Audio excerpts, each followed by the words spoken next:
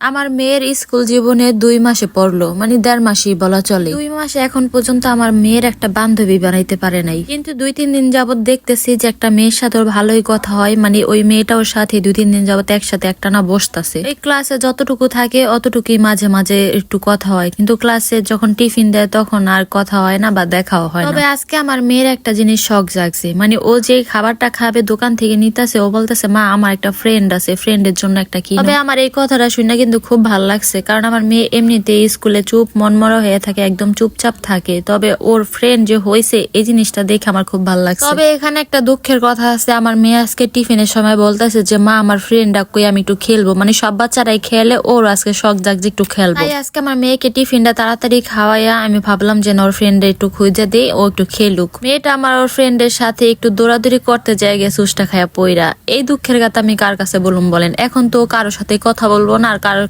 কাছেও চাইবো না। এমনিতে আমার মেয়ে থাকে চুপচাপ, তার মধ্যে কারোর সাথে বলে না কথা। আজকে একটু কথা বলতে যাইয়া বা একটু খেলতে যাই গেছে পইরাক, বলেন এমনটা কেমন লাগে? আমার মেয়ের আবার কিন্তু খুব ইগো, সে পাইছে লজ্জা, কারণ টিফিনের সময় সবাই মাঠের মধ্যে খেলাধুলা করতেছে, দৌড়াদৌড়ি করতেছে, তার মধ্যে সে পড়ে গেছে, তার মানে সে খুব বড় ধরনের একটা লজ্জা পাইছে। তো আমার মাইয়া সে আমার কোলের মধ্যে উইঠা এমন কান্দাকাটি শুরু করছে, আর মুখ তো মনে করেন আমার এই কাঁধের মধ্যে ঢুকাই রাখছে, সে আর বের করবো না, কারো দিকে তাকাইবো না। কি আর করা, তারপর তো মেয়েকে বুঝায় শোনায় আর একটা ক্লাস করাইলাম। তো ক্লাস করায় বাসায় এসে তাড়াতাড়ি করে মেয়ের স্কুল ড্রেসটা ধুয়ে দিব, কারণ মেয়ের এবার একটাই ড্রেস বানাইছে। আমি খুব ভয়ে ছিলাম যে মেয়ে কিন্তু এমনিতে আমার বেশি কথা বলে না, বয়স হচ্ছে অনেক কম, এজন্য ওই স্কুলে যায় না যায় বা আমার এবার বন্ধ করে দিতে হইতে পারে, এজন্য আমি ড্রেস আর কি 2টা বানাই নাই। আর আমার মেয়ে যদি স্কুলে টিকা যেতে পারে তাহলে আমি আর 1 মাস পর হচ্ছে আরেকটা ড্রেস বানাবো। তো যাই হোক, মেয়ের ড্রেসটা খুব ময়লা হয়ে গেছে, মানে পরে টোরে একদম নষ্ট হয়ে গেছে, তাই ভাবলাম তাড়াতাড়ি করে আর কি ড্রেসটা ধুয়ে দিই। আবার এদিকে নাই আমার শাশুড়ি বাসায়, তাড়াতাড়ি করে ড্রেসটা ধুয়ে দিয়ে চলে গেছি রান্না বান্না করতে। তবে রান্না বান্নার ভিডিও আজকে আর দেখাবো না, কারণ খুব